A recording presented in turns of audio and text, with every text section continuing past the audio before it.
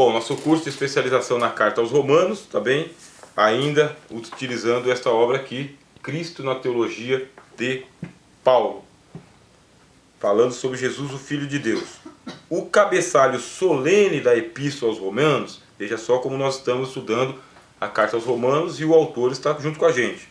O cabeçalho solene da Epístola aos Romanos retoma brevemente a ideia da missão na humildade da carne, para lhe opor o poder da ressurreição. Paulo é muito inteligente no Espírito Santo em criar antíteses, tá bem? Antíteses. Então, antítese é uma figura de linguagem aonde eu pego os contrários e eu coloco eles lado a lado, mas eu não para opor os dois, mas para criar uma força de argumentação mais poderosa, tá bem? Então isso é antítese, eu quero argumentar e eu quero mostrar o lado A e o lado B. Então o que faz aqui o apóstolo Paulo? Pega o Senhor Jesus, semente de Davi, e depois coloca ele como aquele que tem o poder da ressurreição. Isso é algo extraordinário, meus irmãos. É o poder da ressurreição, está em Jesus. Jesus tem o poder da ressurreição. Ele tem o poder de aniquilar a morte. Ela vai inexistir nos filhos de Deus. Isso aqui é uma doutrina perigosíssima se ela não for bem explicada, se ela não for bem entendida, mas a semente da imortalidade é a palavra de Deus. O Espírito de Jesus, ele é imortal. A natureza divina do Senhor Jesus é imortal. O Evangelho, ele é do céu, ele é eterno. Aí Deus decide que ele vai gerar filhos para levar para a eternidade. Nós estamos aqui, meus irmãos, no chão mais perto do inferno. A gente está aqui, ó. É só tombar e o inferno engole. É só fechar os olhos e já está com o olho lá embaixo queimando. Quer dizer que é todo mundo descendo, derrapando para a condenação. Aí Deus lá na sua casa eterna, inacessível. Aí o apóstolo Paulo fala que ninguém viu nem pode ver, por causa que é inimaginável, tá? É intangível, não tem como chegar lá. Aí Deus fala, vou trazer essa turma para o andar de cima. Mas como que a gente vai trazer essa turma para o andar de cima? A gente vai dar a lei para eles. O que eles fazem com a lei? Eles quebram a lei, fica com uma condenação pior ainda.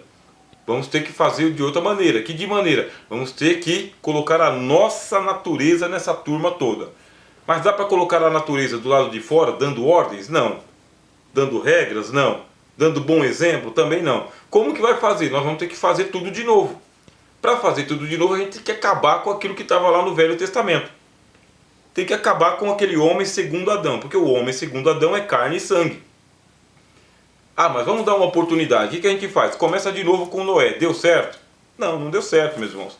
Com Noé não deu certo. Olha o resultado. Começa de novo com Abraão. Deu certo? Não. Começa de novo com Moisés. Deu certo? Não. Por quê? Porque não dá certo. A nossa natureza, ela é incompatível com as coisas do andar de cima. Nós estamos aferrados a esse mundo, a essa vida e a essa existência. A gente gosta desse negócio aqui embaixo, tá, irmãos? A gente gosta desse estilo de vida, a gente gosta do nosso mundo, tá? A gente gosta dele, do jeito que está, um pouquinho pior às vezes. Agora Deus vai falar o seguinte, mas eu quero trazer uma turma aqui para cima. Tem que ter uma nova natureza. Para ter uma nova natureza tem que nascer de novo. Para nascer de novo tem que receber a semente da palavra de Deus. Só que não pode ser uma semente que ela entra pelos ouvidos e depois ela desaparece. Tem que ser uma semente que ela desce para o coração. Para que essa semente desça para o coração, Deus precisa acabar com o Antigo Testamento, e ele acaba com o Antigo Testamento na cruz de Jesus. Pronto, acabou o Antigo Testamento, começa o Novo Testamento. Agora os filhos de Deus serão gerados pelo Espírito Santo e pelo Evangelho, tá bem? Pelo Espírito Santo e pelo Evangelho. Não é só o Espírito Santo, e não é só o Evangelho. É o Espírito Santo e o Evangelho. O Espírito Santo, ele é o pregador do Evangelho. Pelo Evangelho ele gera filhos para Deus. Aí nós vamos lá para a questão da morte. O Senhor Jesus, ele vai fazer isso, mas nós estamos condenados à morte. Quer levar a turma para cima, mas só que o inferno fica reclamando da nossa alma. Ele vai lá e ele apaga lá embaixo toda a dívida que a gente tem. ele apaga, ou ele paga pelo nosso pecado. Ninguém está devendo mais nada para a morte, ninguém está devendo mais nada para o inferno. Agora nós temos que ir para a casa, voltar. Como que se volta para casa? Pela ressurreição. Quem é que vai ressuscitar os mortos? Isso é uma teologia importante e eu vou dizer para os irmãos o seguinte: o que é ortodoxia? Ortodoxia é quando você prega a palavra de Deus sem acrescentar nada e sem tirar nada. Isso é ortodoxia. É quando você tem precisão cirúrgica. Quanto mais próximo você ficar da ortodoxia, da verdade da palavra de Deus, maior será a glória que Deus vai manifestar para você e em você. Quanto mais longe você ficar da ortodoxia, menor é a glória, até que você entra com a heresia. Entrou com a heresia, tem glória nenhuma, tá, irmãos? Então, você percebe a glória de Deus quando a palavra está sendo pregada com precisão cirúrgica. Quando você não percebe a glória de Deus, é porque a heresia está tomando conta, tá? E como que eu vou saber a diferença entre heresia e ortodoxia? O Espírito Santo, meus irmãos. O Espírito Santo vai dar testemunho. Paulo vai dizer o seguinte: o Espírito testifica com o nosso Espírito, dizendo, é de Deus. Isso aí é de Deus, o Espírito de Deus. Você é filho de Deus. Então o Espírito Santo vai dar testemunho da palavra de Deus. Por isso ele vai manifestar a glória de Jesus. Agora, quando não tiver nada a ver com Deus, nem com Jesus, nem com verdade, o Espírito Santo fica fora, porque a heresia não é de Deus, tá? Pois bem, vamos dar continuidade. Então a gente está aqui falando sobre o cabeçalho. Jesus, ele tem o poder da ressurreição. Por quê? Quem ressuscitou o Senhor Jesus? O Pai. O Pai ressuscitou ao Senhor Jesus. Isso é doutrina, tá bem? Os irmãos têm que ter essa precisão cirúrgica. Deus ressuscitou a Jesus Cristo. E foi-lhe dado todo o poder nos céus e na terra. Aí o Senhor Jesus vai dizer: assim como o Pai ressuscita os mortos, assim o Filho o faz igualmente, porque esse mandamento eu recebi do Pai. Quem é que vai ressuscitar os mortos agora? O Pai ou o Filho? Resposta: o Filho. O Filho de Deus é ele que está com a autoridade para ressuscitar os mortos. E foi constituído juiz dos vivos e dos mortos. Ele que foi lá embaixo enfrentar a senhora da foice de frente. E ela estava impotente, né? Na verdade, ela não podia reter o Senhor Jesus lá no mundo dos mortos. Então, é o Filho de Deus quem está com a responsabilidade de ressuscitar os mortos. Agora, ele vai ressuscitar os mortos, ele diz: eu sou a ressurreição e a vida. Ressurreição, volta da morte para a vida. Aí o Cristo diz: e a vida é para continuar vivendo. Se você não receber a primeira ressurreição, aí recebe a segunda morte. Aquele que não participar da primeira ressurreição está candidato a participar da segunda morte. Aí a Bíblia diz que a segunda morte é o tanque de fogo, a guiena, o inferno. Quer dizer, e qual que é a primeira ressurreição? Jesus é a primeira ressurreição, tá bem? Então os que são de Cristo na sua volta, na sua parousia, Jesus é o Senhor dos vivos e dos mortos, e aí ele vai ressuscitar você no último dia. Agora, de acordo com o Evangelho de João, Maria, crede-me, o último dia já chegou. Então o último dia é quando o Filho de Deus chegou na terra. Desde os dias de Jesus até o ponto final, nós estamos no último dia, meus irmãos. O que fez o Cristo? Ele trouxe o mundo vindouro, ele trouxe a ressurreição dos mortos, ele trouxe o juízo final, ele trouxe para a cruz. Então na cruz você é antecipado do juízo dos seus pecados, você é antecipado do perdão dos seus pecados, você é antecipado dos poderes do reino de Deus, você é antecipado do paraíso. Na cruz você tem um encontro que você teria lá no grande trono branco do juízo final. Então ao invés de chegar lá no juízo final, você vem aqui no juízo final. O juízo final é aqui na cruz, para todo aquele que crê. Se você crê no Senhor Jesus, você entra no juízo final, ali você abraça a cruz do Senhor, e ao invés de você ir para o tanque de fogo, você vai para o paraíso. Esse é o Evangelho, meus irmãos. A cruz é o desvio do inferno. Ao invés de descer, você sobe com o Filho. Agora tinha dois caras lá, e um desceu. Quer dizer, Vai haver condenação no juízo final lá do grande trono branco? Vai haver condenação no grande trono branco, da mesma maneira como houve na cruz do Senhor Jesus. Tá bem? A diferença é essa: a cruz antecipa para o homem o encontro com Deus. Bom, vamos continuar aqui, tá bem?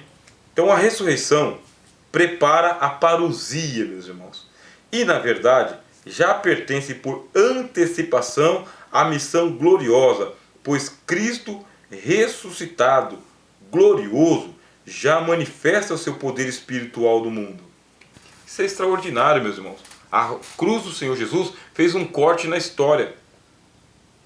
A cruz do Senhor Jesus interrompeu aquele ciclo permanente de condenação, onde as pessoas desciam para o seio de Abraão. Quem fosse justo ia lá para o seio de Abraão, que seria um lugar espiritual no Hades, aonde estava lá o pessoal que não podia subir para o céu, mas não tinha que descer para o inferno.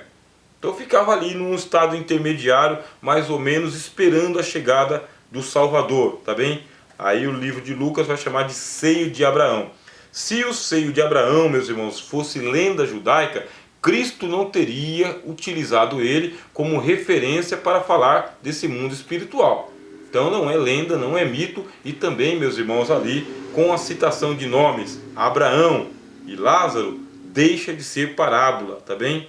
Critério para parábola: não se cita nomes, dá-se exemplos, personagens, mas não se cita nomes em parábolas. Citou-se nome em parábolas, aí você vai ter uma dificuldade. Por isso, a maioria dos exegetas do Novo Testamento vai dizer que Jesus está retratando um fato real.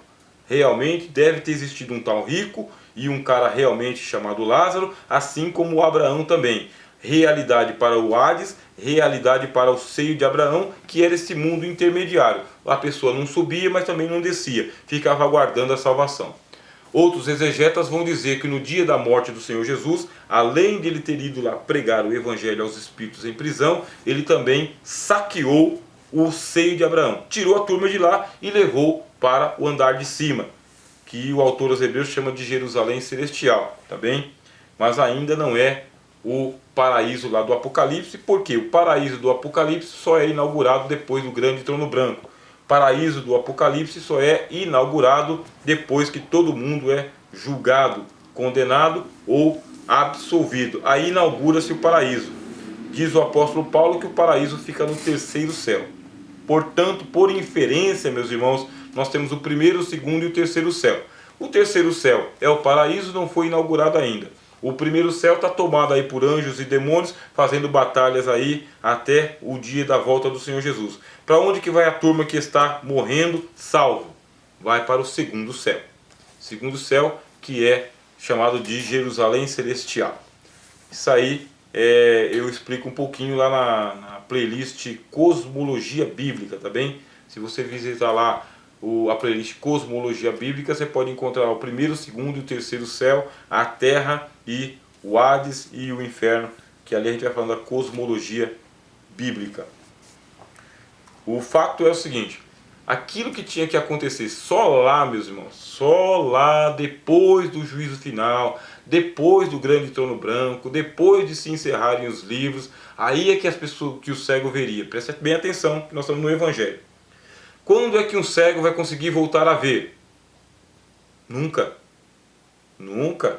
Leia o Evangelho de João. Desde que o mundo é mundo, nunca se ouviu falar de uma pessoa que houvesse curado um cego. Aí tem um cego de nascença e ele diz: uma coisa eu sei, que eu era cego e agora vejo. Nunca se ouviu falar. Isso só aconteceria depois do grande trono branco, só lá na eternidade, meus irmãos.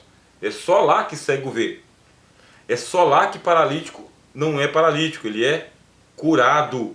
É só lá que os mudos deixam de ser mudos, começam a falar. É só lá que a alma atormentada, ela é liberta dos demônios. É só lá que se perdoa pecados. Não é à toa que quando você está lendo o Evangelho, os fariseus ficam contrariados com Jesus, porque ele perdoou o rapaz. O rapaz chegou paralítico, aí o Senhor Jesus falou: filho, tenha bom ânimo, os teus pecados estão perdoados. Aí a turma que estava acostumado a ouvir essa história, que quando você chegar na casa de Deus, Deus vai se decidir se te perdoa ou não, isso aí que se pregava na sinagoga, meus irmãos. Tá bem? É isso aí que se pregava na sinagoga. Paz, irmã Rosilane. Deus abençoe. É isso que se pregava lá. Você é pecador, mas você, quando chegar no último dia, vai ser julgado por Deus. Aí Deus vai decidir se ele vai te colocar para cima no céu ou se você vai ficar na sepultura. É o que se ensinava lá no judaísmo antigo. Aí chegou Cristo em um culto, dentro da casa de uma pessoa, e fala para um homem paralítico, que o pessoal condenava ele como sendo resultado dos seus pecados. Paralisia é por causa de pecado. Lepra é por causa de pecado.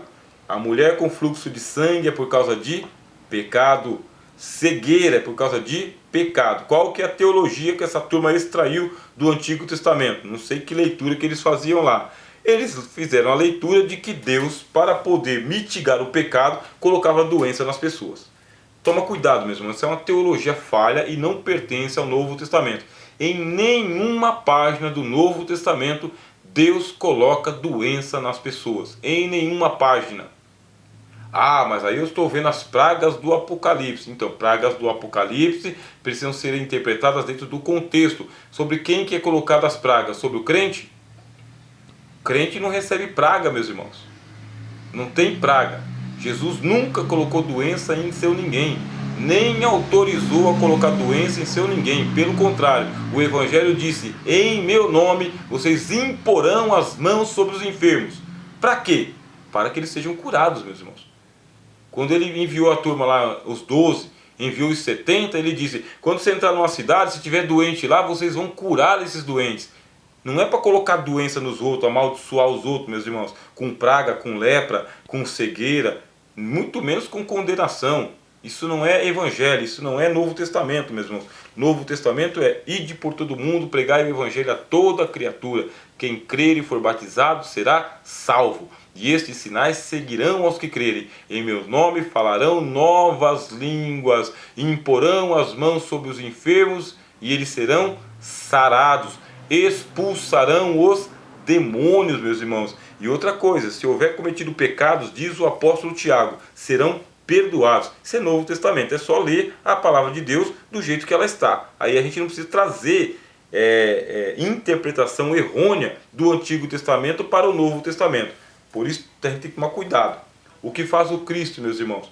O Cristo está antecipando para nós aquilo que só ia acontecer depois do juízo final. Ele disse: aquele que crer em mim sai da condenação e vem para a salvação. Ou melhor, ele diz: não entrará em condenação, mas saiu da morte para a vida. Novo Testamento. Jesus falando. Aí a gente fica impressionado. Depois que Jesus fala e o pessoal não aceita, tem que ir para outro para ver se o outro fala diferente de Jesus. E ao invés de ficar com Jesus, fica com o outro. Isso aí é o espírito do anticristo, meus irmãos. Quando a pessoa rejeita o que Jesus falou para ficar com o que o outro falou, é o espírito do anticristo querendo invalidar o evangelho. Tem que tomar cuidado, tá, irmãos? Bastante cuidado para que o espírito do anticristo não comece a ensinar nas nossas igrejas, tá bem? E para nós também. A ressurreição dos mortos deveria acontecer quando? A ressurreição dos mortos só poderia acontecer depois do juízo final, meus irmãos. Só depois do juízo final. É lá no juízo final que acontece a ressurreição dos mortos. Mas o que faz o Cristo? Antecipa a história. Como que ele antecipa? Ele sai da tumba, meus irmãos. Olha que desaforo. É um desaforo, o homem morreu. Passou a sexta, o sábado. Aí quando chega no domingo pela manhã, primeiro dia da semana, ele sai. Ele é o primogênito dos mortos. Sai da tumba. Quando ele sai, começou a primeira ressurreição. A primeira ressurreição tem início com a ressurreição do Senhor Jesus. Agora ele com autoridade ressuscita quem ele quer. Aquilo que tinha que acontecer só lá depois do juízo final, ele antecipou. Então ele cura o enfermo, perdoa pecados, expulsa demônios e ressuscita os mortos. Outra coisa que vai fazer o Senhor Jesus, para receber o Espírito Santo, precisaria entrar no céu primeiro. Porque o Espírito Santo é o Espírito de Deus. Ele é o Espírito da verdade, Espírito da graça. Ele é o Espírito do Senhor. É aquele que unge, selo de salvação. Então o Espírito Santo só ia ser dado para quem entrasse no céu. Aí o que faz o Cristo? Ele roga ao Pai. Evangelho de João. Se eu ficar aqui, o Espírito Santo não virá. Mas se eu for, rogarei ao Pai para que ele vos dê o Espírito Santo, para que ele fique convosco até o fim, para sempre. Até o fim não, fique convosco para sempre. O Espírito Santo a gente só ia receber quem entrasse para a casa de Deus depois do último dia. O que faz o Cristo? Antecipa, traz o Espírito do céu, por 10 dias está intercedendo junto ao Pai, 10 dias de intercessão do Filho junto ao Pai, rogando ao Pai para que ele descesse o Espírito Santo.